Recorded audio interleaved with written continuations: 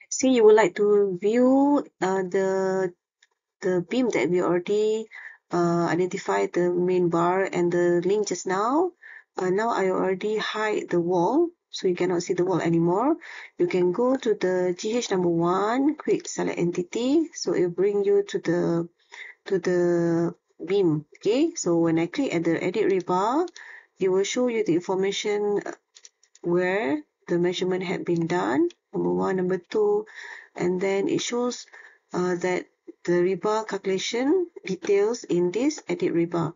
Okay, so if you see in 3D, for example, you can see that the beam for that already been measured have been highlighted in different color compared to others.